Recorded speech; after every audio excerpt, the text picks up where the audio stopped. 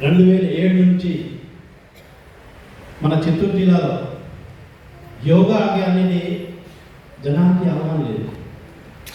2007 నుంచి కంటిన్యూగా పరమపూజ్య స్వామీజీ ఒక సంకల్పం, భారతదేశంలో ప్రతి ఒక్క వ్యక్తి ఆరోగ్యవంతంగా ఉండాలి, ఆరోగ్యవంతంగా పుట్టాలి, ఆరోగ్యవంతంగా చావాలి అని ఒక సంకల్పం తీసుకుని దాన్ని మనం ముందుకు తీసుకువెళ్ళడానికి 2007 నుంచి చిత్తూరు జిల్లాలో పూర్తిగా ఒక గ్రామ స్థాయిలో, మండలి స్థాయిలో పతాంజలి యోగా ద్వారా నేను యోగాని పూర్తిగా ప్రచారం చేస్తూ, పతాంజలి ఋషి మహర్షి వాళ్ళకు మనకు భారత సంపదని కనిపెట్టిన పూర్తి ప్రపంచ స్థాయిలో తీసుకొచ్చడానికి యోగ సూత్రంని ద్వారా బాబా రామ్దేవ్ గారు ఒక ఇచ్చిన పతాంజలి యోగా వారి అష్టాంగ యోగాని,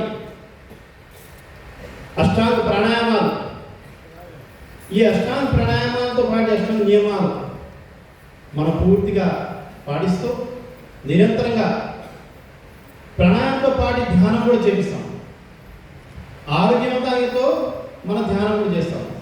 కాబట్టి ఈరోజు మనము ప్రపంచ శాంతి కోసము చేసిన మహాయజ్ఞం, ధ్యాన మహాయజ్ఞంలో ఈ యొక్క అందరూ ధ్యానం ప్రతిరోజు ఒక వారం రోజుల నుంచి మహాయజ్ఞం రూపంలో చేస్తూ ఉన్నారు. ఈ ఒక మహాయజ్ఞంలో పతాంజలి యోగాని యొక్క గుర్తించడమే ఒక గొప్ప విషయం.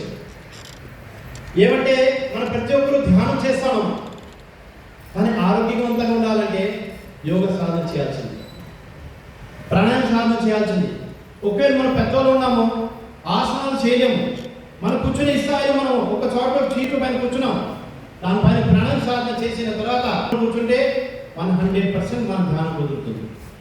అలాంటి ఒక అవకాశం మనకి బాబా రామ్దేవ్ గారు ప్రపంచ శాంతి కోసం, ప్రపంచం ఆరోగ్యం కోసం ఈ యొక్క పతాంజలి యోగాని ముందుకు తీసుకొచ్చినారు. కాబట్టి ప్రతి ఒక్కరూ ధ్యానం చేసేవారు, మన పెద్దవాళ్ళు కూడా ఉన్నారు. ఆసనాలు ప్రాణాయామాలు సాధన చేసిన తర్వాత ధ్యానంలో చేయండి.